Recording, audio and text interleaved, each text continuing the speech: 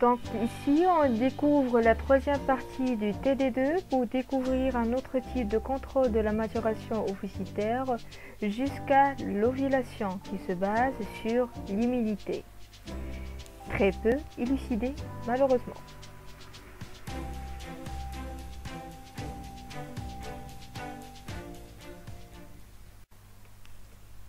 Donc déjà là, avant de découvrir le contrôle immunitaire, il faut avoir déjà une idée sur les autres types de contrôle, parce qu'en premier temps, on a déjà parlé du contrôle hormonal,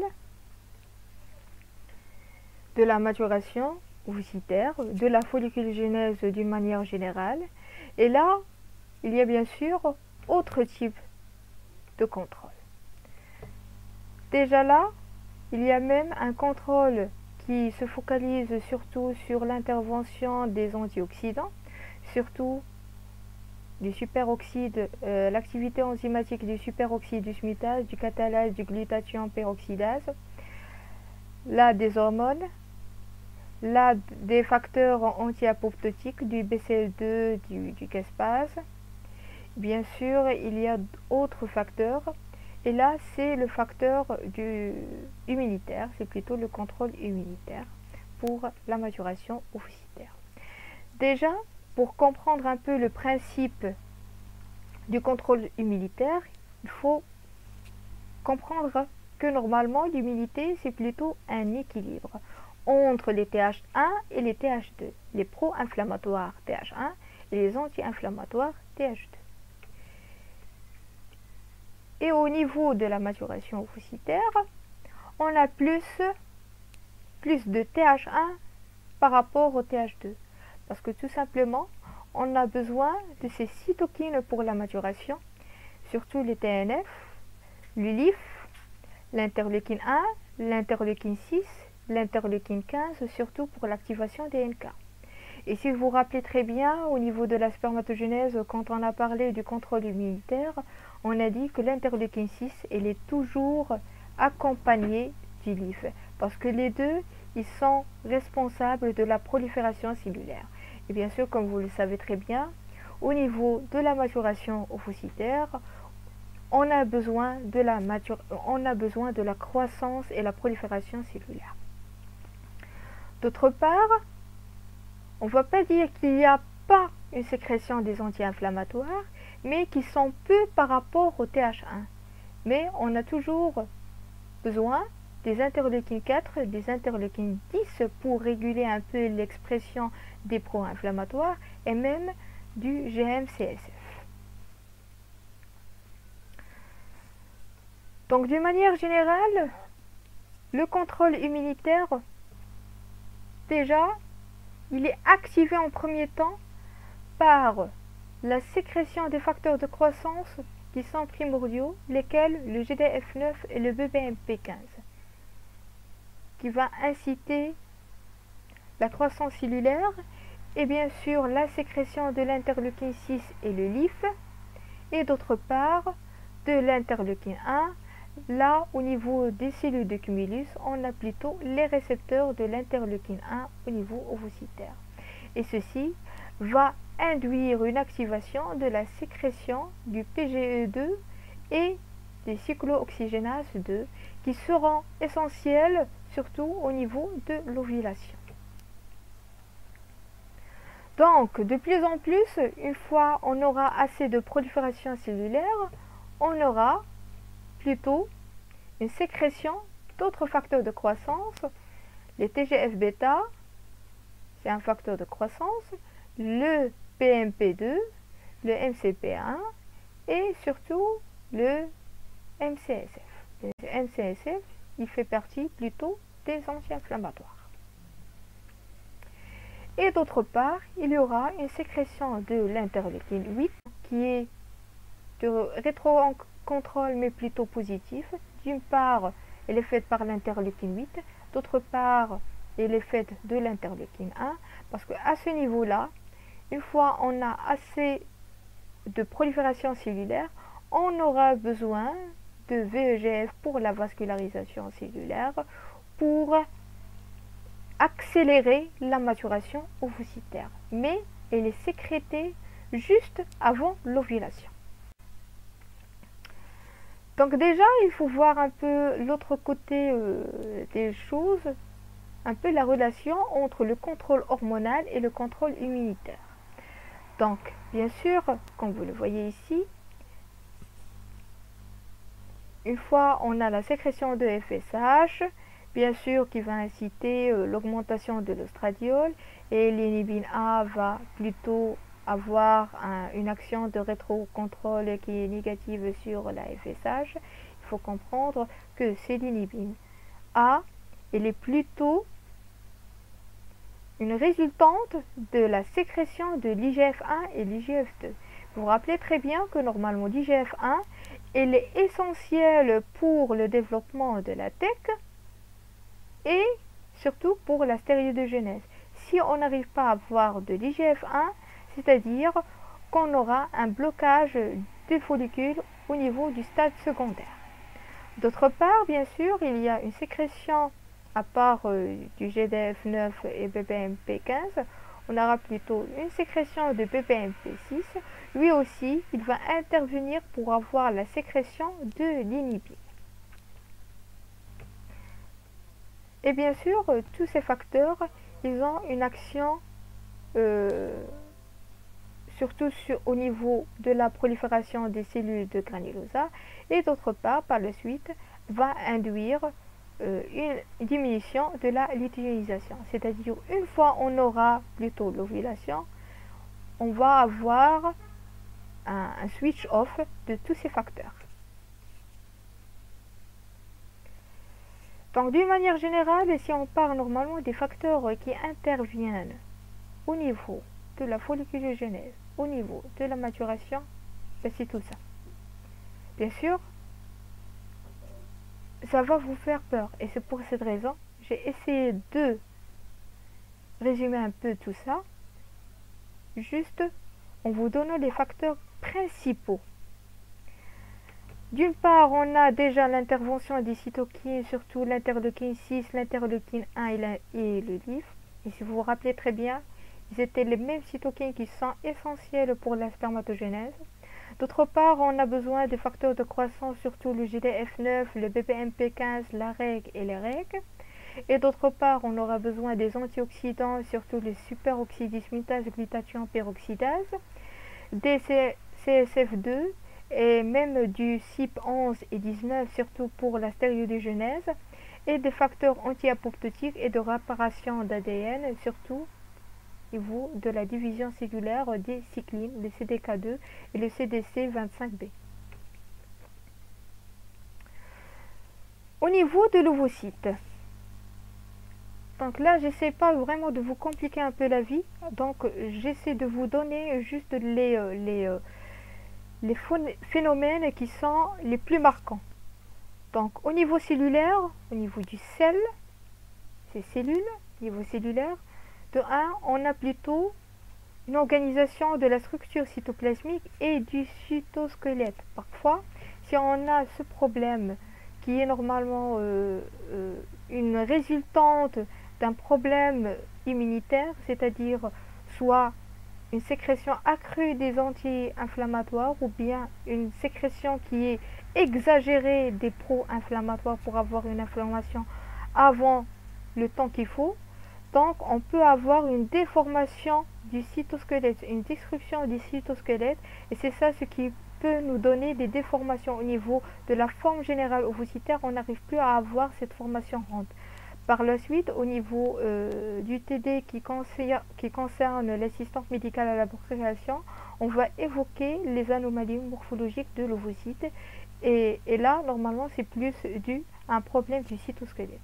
Par la suite, c'est plutôt le calcium, c'est-à-dire qu'il est régulé surtout par la présence et l'organisation des granules corticaux. Si vous vous rappelez très bien, on a évoqué ce phénomène pour la maturation cytoplasmique et nucléaire, et surtout les signaux du calcium. D'autre part, au niveau membranaire, on a plus une régulation de la perméabilité sélective membranaire, c'est-à-dire on ne peut pas avoir accès à tout facteur, à n'importe quelle cytokine, etc. Et tout ça, c'est grâce à l'immunité. D'autre part, il y a une action sur l'ADN, c'est-à-dire il y a une régulation de la polymérisation du fuseau méiotique. Parfois, si on a un problème cytokinique, on aura une destruction directe du fuseau méiotique. Et là, on va parler plus de la phosphorylation du complexe CTK1 et le CYP par l'expression de MAPK, parce que c'est ça ce qui vraiment contrôle la forme normale du fuseau méiotique. C'est en excès en VG et ça diminue au fur et à mesure une fois on arrive au méta 2. Comme vous le voyez, ce qui est en vert, c'est-à-dire c'est l'expression du MPF, c'est quoi? C'est le facteur promoteur de la maturation.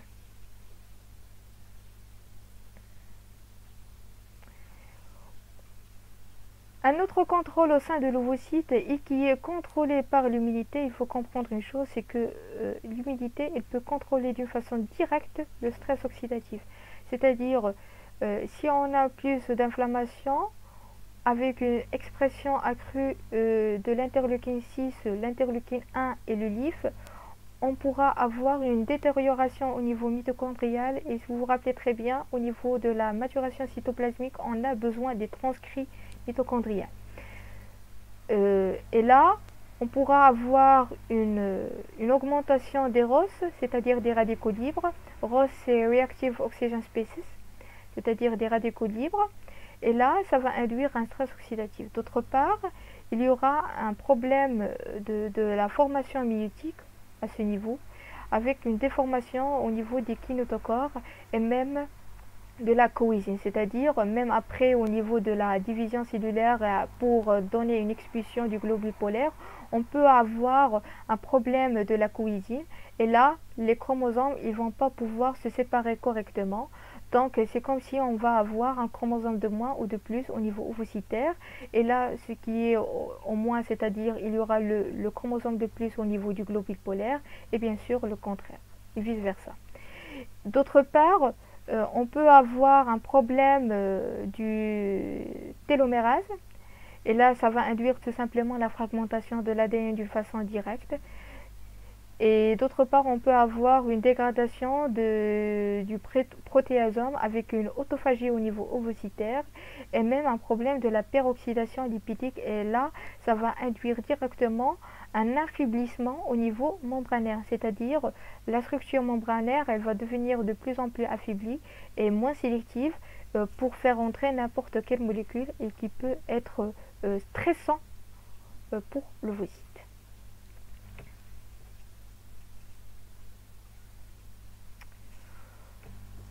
Donc, oui, on a parlé assez de la maturation.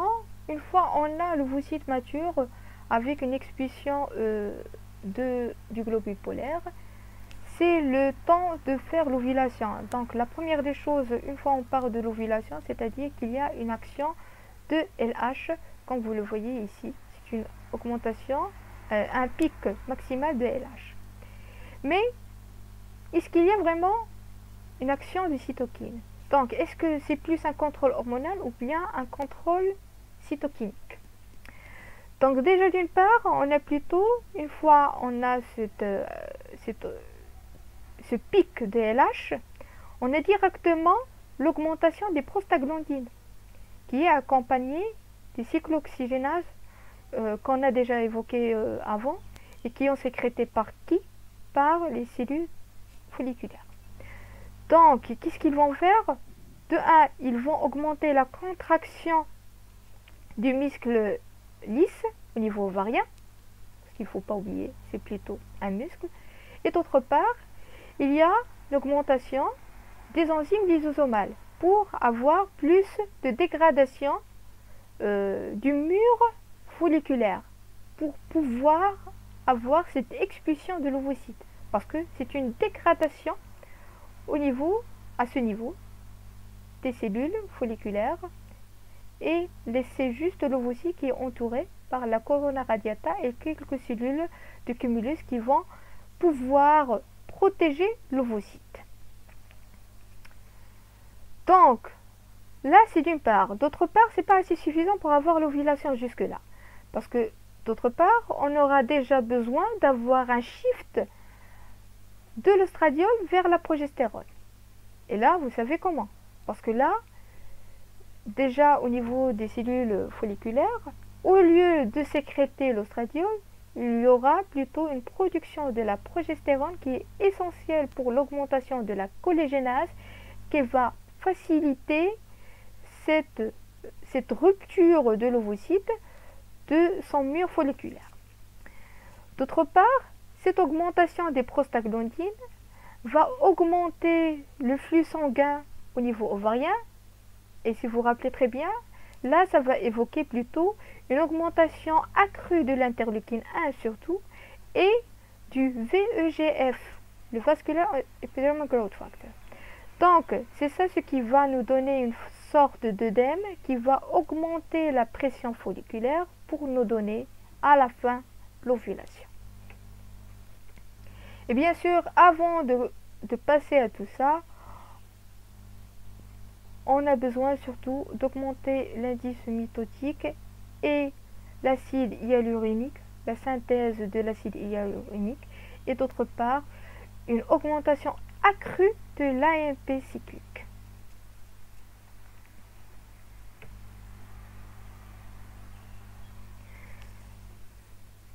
Donc voilà les étapes d'une façon récapitulée, c'est-à-dire de 1, on aura une dissociation des fibres de collagène de la TEC externe. De 2, ça va induire l'arrêt de division et la dissociation des cellules de granulosa et des cellules de cubulus. Il y aura plutôt une vasodilatation et tout ça, grâce à quoi? VEGF, l'interleukine 1 et l'interleukine 6, c'est ce qui va me donner la membrane de Slavjanski. La voilà.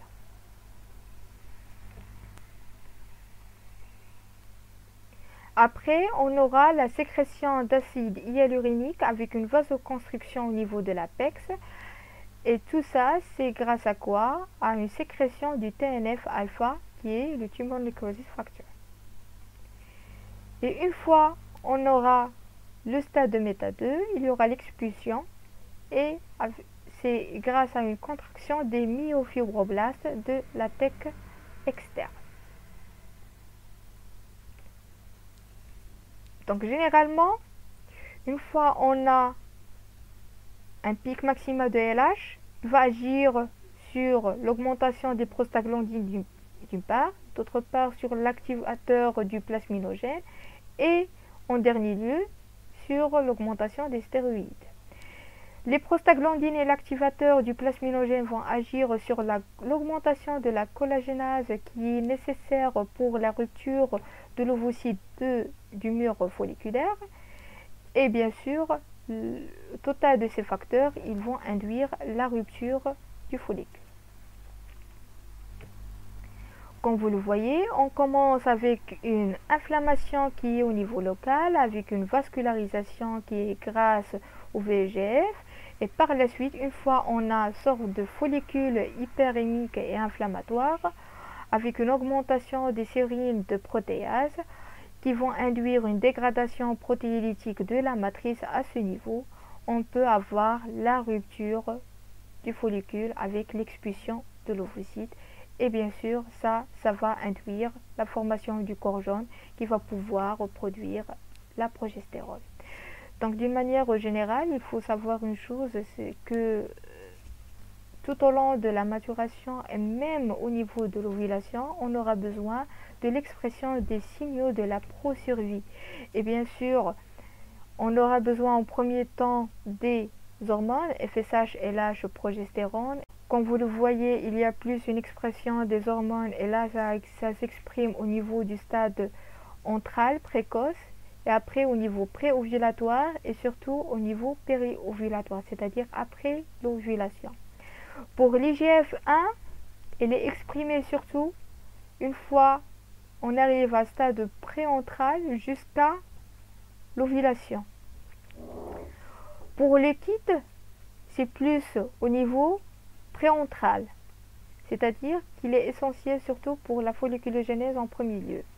Le GF et le FGF-bêta, il est essentiel tout au long de la folliculogénèse à partir du recrutement, sélection jusqu'à l'ovulation. Donc c'est un facteur qui est très important pour la folliculogénèse, pour assurer vraiment la survie et éviter l'atrésie.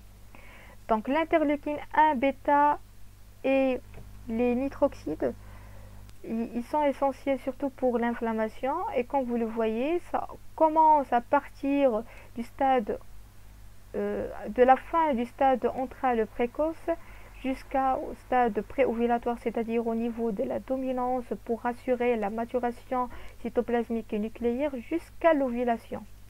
Alors que le growth hormone, c'est-à-dire le GH, c'est plus à ce stade au niveau de l'ovulation.